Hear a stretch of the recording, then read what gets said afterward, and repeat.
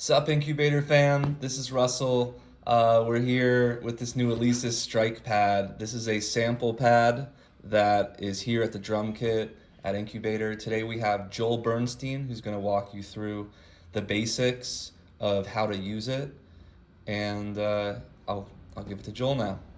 For those of us who haven't met, what's up? I'm Joel. I'm gonna be showing y'all the basics and more of this strike pad. So like everything you need to know, plus most of what you can do. But there's like a million things you can do with an Alesis strike pad, and some of those things I will not cover.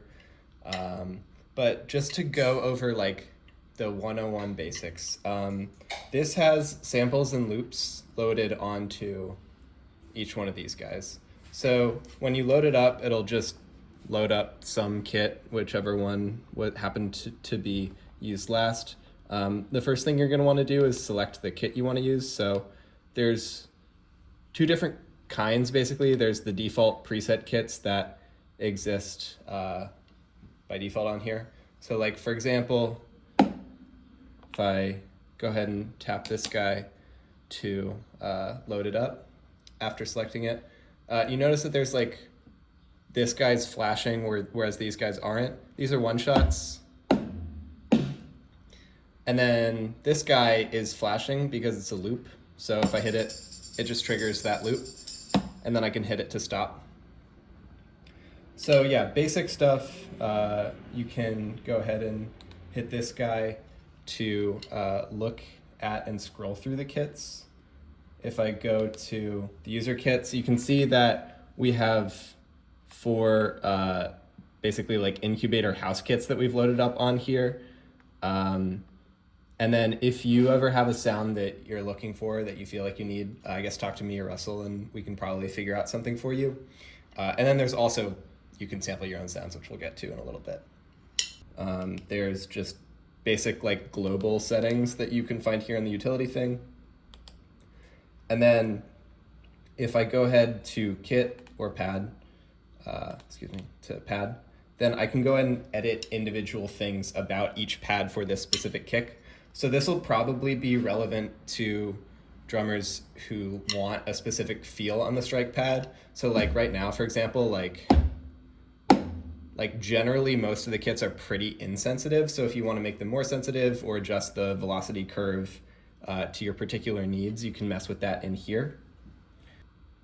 All right, so now what I'm gonna go over is the left side over here. Basically, this is a few different things. So just like up here, this is just adjusting how much you're sending to each of these different channels.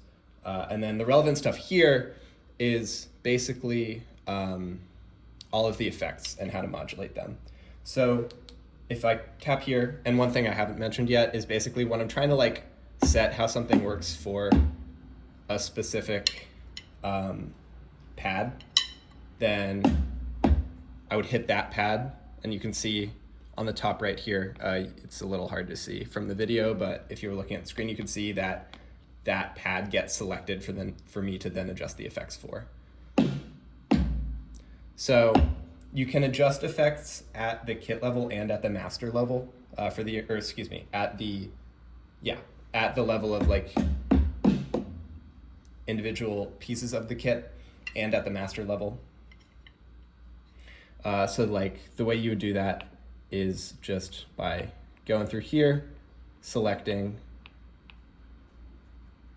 and then use this menu down here to change the level at which that effect is assigned to that pad, and then do that for the various different effects.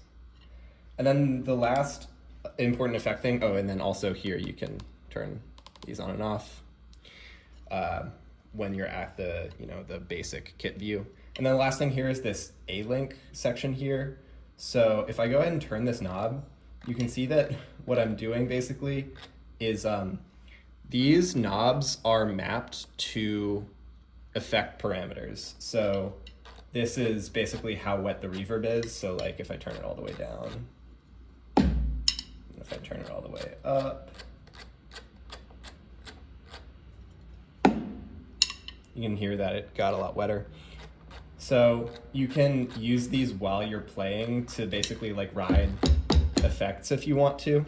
And then if you want to edit what parameters are able to be adjusted by these A-Link knobs, you would just hold one of these guys, and then you could use this main knob, which is used for basically all menu selection stuff, to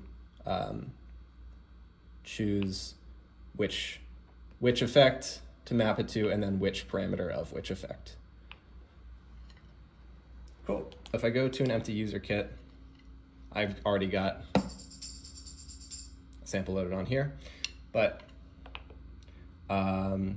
if I go to sample and I want to sample on this guy, just to show it, I've got a microphone here. You can probably also see in that camera that's plugged line in into the kit.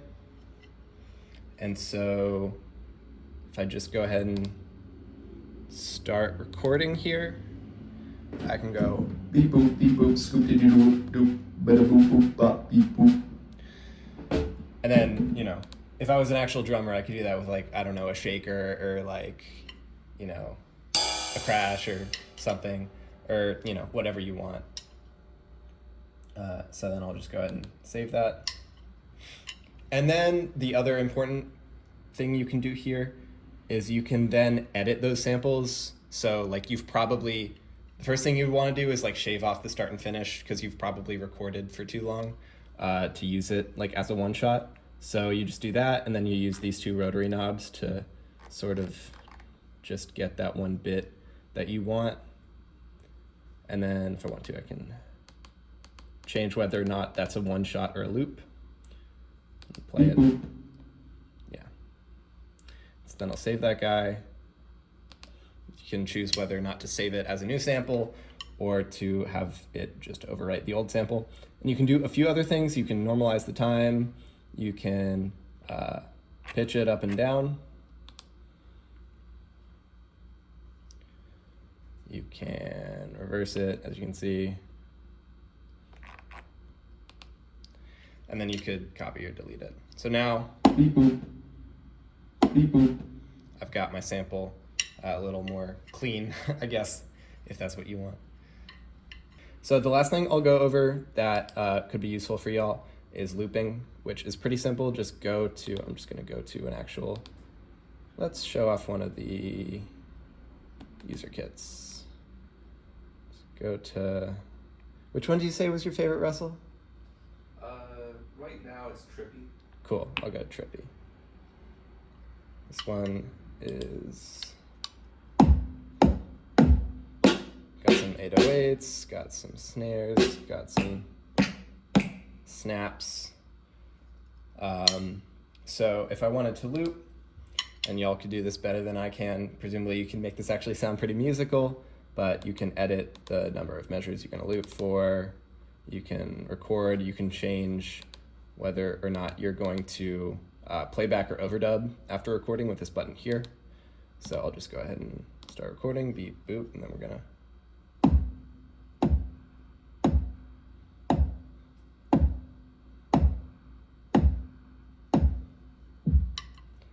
And then you could overdub.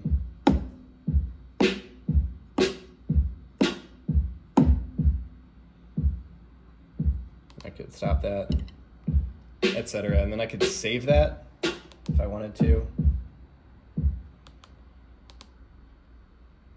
Save that as a loop. And then I could, you know, do everything that you can do with a loop, chop it up, assign it to one of these guys, etc. Oh, you could edit the BPM and then also turn the metronome volume up so that you've got a click while you're looping. Might be useful. And then that is basically everything you need to know to do the vast majority of things you can do with this Strikepad.